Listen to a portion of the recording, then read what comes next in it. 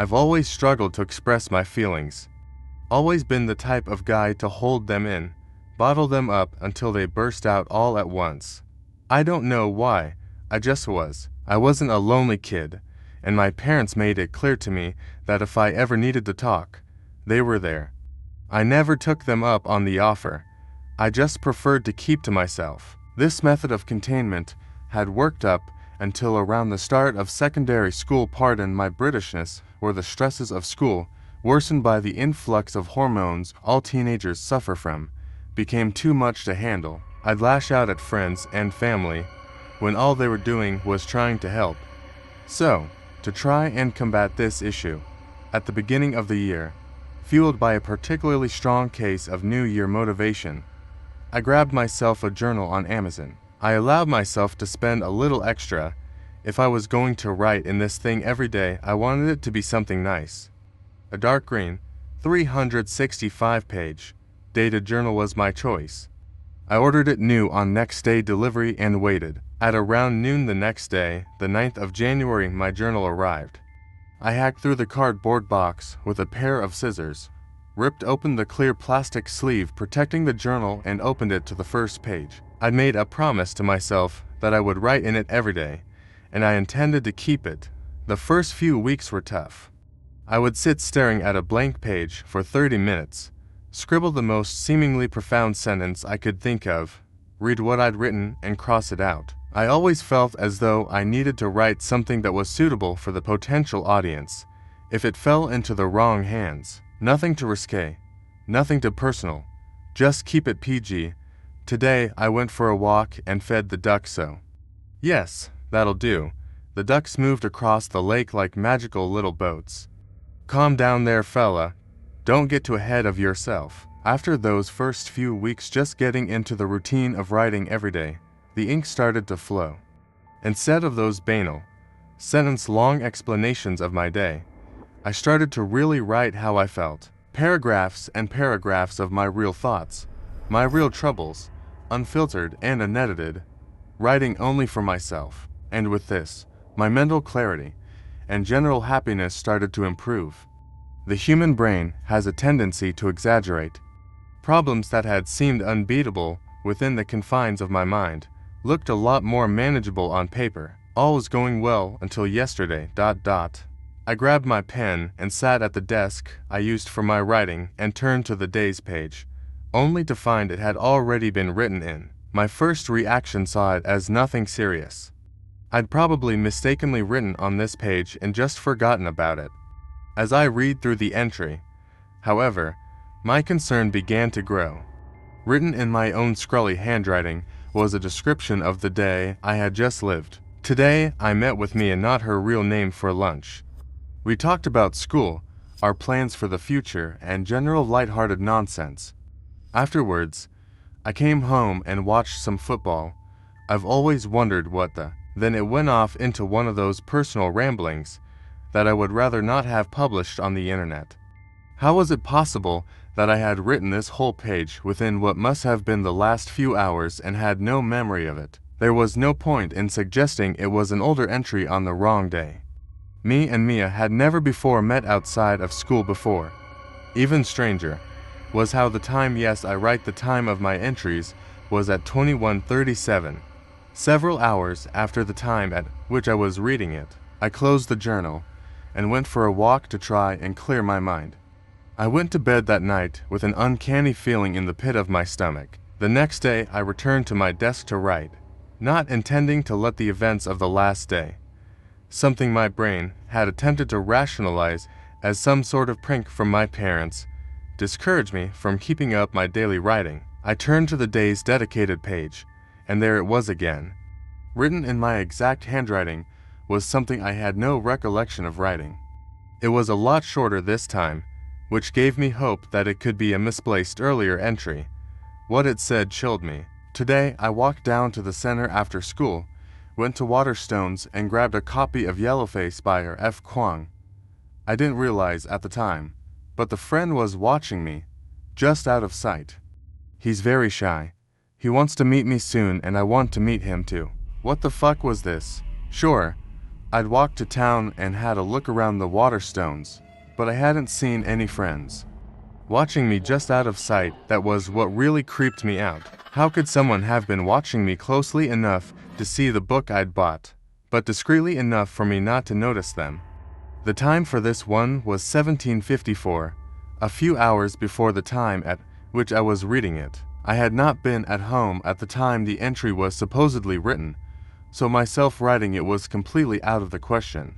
After quickly confirming with both of my somewhat puzzled parents that neither of them had written in my journal, I started to ponder what my next action would be. I sat at my desk watching over the book for some time before deciding to check something.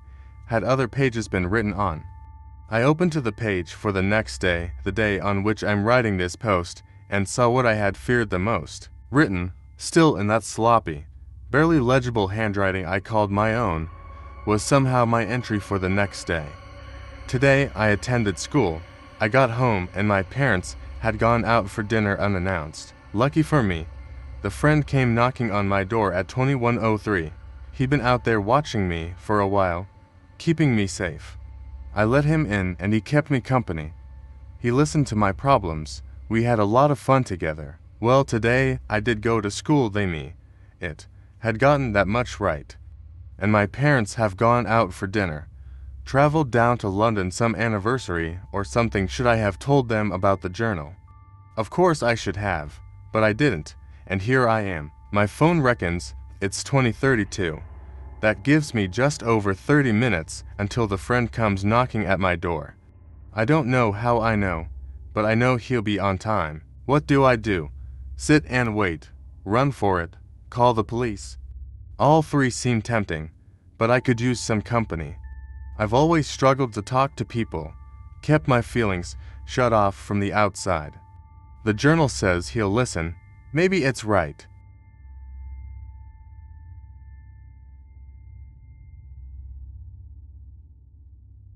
I live on the outer edge of a small, plains area farming town. Not many people, not many things to do, but it works great since the place I work for is close by. Tonight at about 9 p.m., I got a voicemail from the county reverse 911 that genuinely scared me.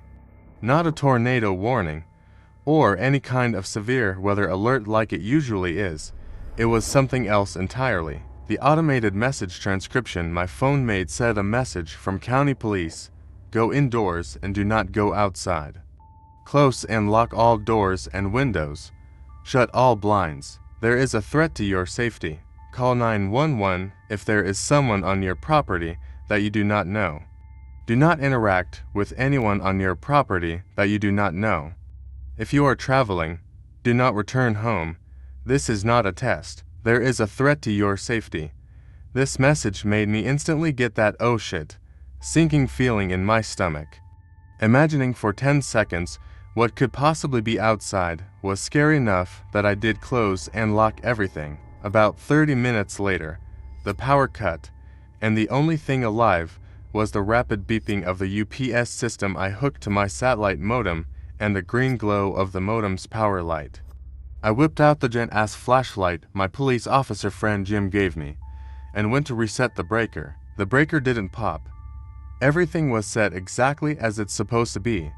That's when I realized it might not just be my house that no power. I had zero cell service, and the only remaining things with any power were my flashlight, the modem, the battery system, a small battery-powered lantern I found, and my laptop, only things with batteries. I made the real bold and stupid decision to peek outside the blinds towards the rest of town to see if there was anything lit up out there. Why not? If I did it quick, should be an issue, right? I regret doing that. It was almost just light enough to see the outline of things around. When I took a look towards town, I first noticed that the area the town center in, sorta like where all the businesses are lined up for small town people, was dead. The only light was coming from one building, as though a generator was keeping their porch lights alive for some reason. But then I noticed, off in the distance 200 or so feet away from my house, just barely visible, a person, or at least, something like a person. Someone just kinda standing out in the field looking toward the road. But as I tried to figure out who it was, I noticed that it started turning my way, followed by it walking my way as well. As soon as I noticed it moving, I jumped back from the blinds and ducked. I had to work up the guts to even move away and go back to the room I was keeping lit up. Since then, I've heard knocking at the front and back door, but not like the regular knocking people do, where they knock a couple of times, then give up and leave. This has been like someone smacking the door as hard as possible a few times every couple of minutes, then running back around to try the other. I genuinely do not know what's out there or what they want, but this has been going on for over 2 hours now. They've been hiding under my desk with an old rusted crowbar thing I took off the ground at work a few days ago, hoping whoever it is doesn't try to brute force their way in, and that if they do, they'll be stupid enough to not check under the desk before I whack its knees. I'm hoping the router's battery system stays alive long enough for this to upload. I've been charging my phone with my laptop and sending things through email and the web using the satellite modem.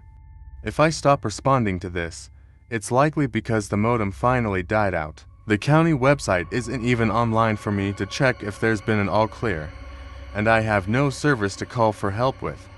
Hopefully one of the officers comes by patrolling and arrests whoever or whatever is outside my house. They'd be sending the cops outright, given the message they sent. Or are they hiding too?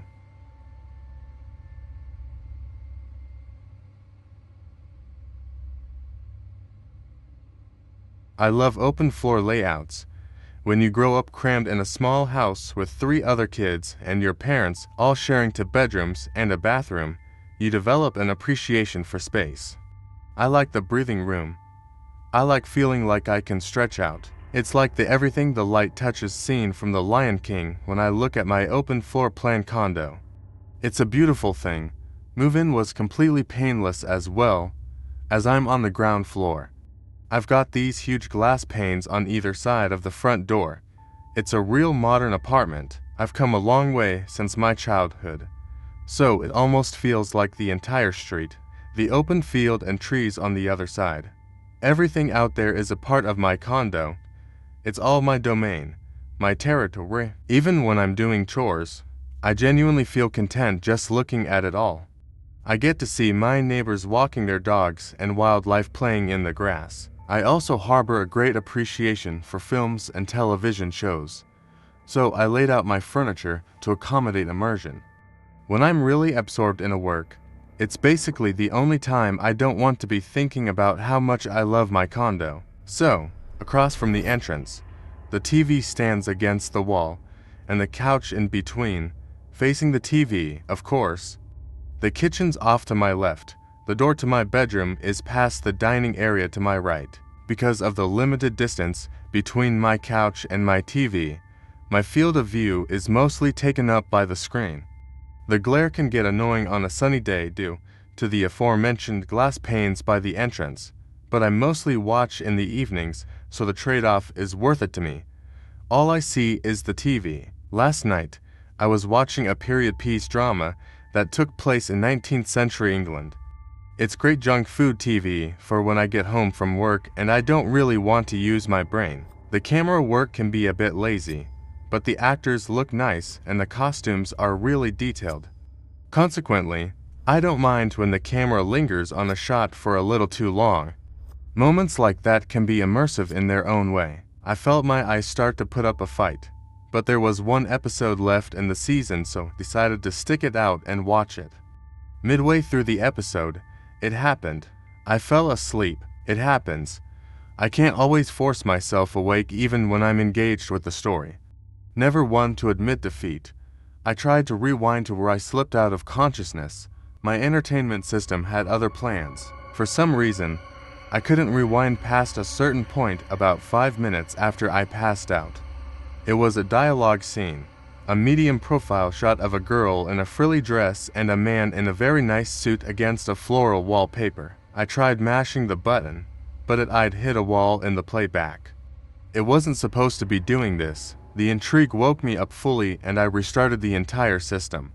When I hit resume on the show, It put me right back at that point, and the same problem happened again. I hit play to see if that would do anything, and as the characters began discussing their mutual friend, my remote stopped working entirely.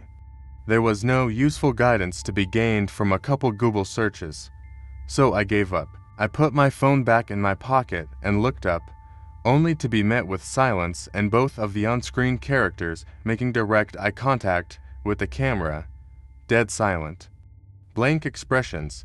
It felt like they were actually looking at me. When had they stopped talking? I hadn't noticed. For a moment, I thought I must have accidentally paused it, but I could see them breathing. This had never happened before in the entire run of the show. I had no idea what was going on. The girl's expression shifted slightly to this subdued sadness, almost disappointment, like someone at a call center having to scam yet another elderly person out of their retirement. My stomach dropped. Her arms slowly raised, in fits and starts, pointing at the camera, pointing behind me. I felt every nerve in my body charge, a horrible pulse of the most ugly and viscous dread I have ever felt. My hands and feet felt like ice. My neck felt exposed. I was too aware of the skin on the back of my skull tightening up. I had to look. The glass panes. A man, standing just to the right of my door, just outside, his nose to high on his face. Unnaturally long philtrum, thin, wide lips, his hands between his brow and the glass, leaning in, peering in, peeping, watching, looking. STARINGRIGH TATMEANDMYBODYWASICE. A sort of hyper-awareness. I felt the air in my condo like it was part of my body, like my nerves extended out and beyond my form and stretched into the cavernous room. The precious space between he and I felt every disturbance. I could see everything, hear everything. I was so in the moment that it seemed to stretch on forever. It only lasted milliseconds before every muscle in my body contracted and I let loose from my throat a distorted white noise, a scraping or scratching scream I've never screamed before. I scrambled to my feet and he just watched. I looked around my apartment for something I could use to defend myself, but finding nothing I looked back to see him moving away, his legs somehow moving his torso with no sway, no bob, perfectly evenly, as if he was sliding, but you could see his legs taking him, carrying him away, and he didn't break eye contact. Not for a second, not for a moment, not for anything. I'd never wanted so badly to curl into a ball and cry and just not exist. Could I even call the cops? He didn't commit a crime. I looked to my kitchen, finding the knives, and in my peripheral vision I saw it. His face was on my screen, two of them, imposed on the characters on my TV, still pointing, my head swiveling, turning like a top on a table, rotation, centrifugal force exercising slightly on my eyes and nose and the protrusion of the back of my skull, my hair pushed by the air that wanted to stay still, and he was there, just behind my couch, just feet away from me, still with his hands positioned like he was looking through glass. The door unopened. My panic gripped me and I just fell over, genuinely fainted. Today, I awoke to my TV was missing. It was the only thing missing. The police came to my house, looked around. I told them about the man's appearance and behavior, but I left out the images I saw on my TV. The strange blurring of my reality in those moments. I don't think it really matters. I don't even know if it was real. Maybe it was my subconscious filling in the blanks of knowing there was someone watching me. I don't know. Is such a thing possible? Can you tell when someone's watching you?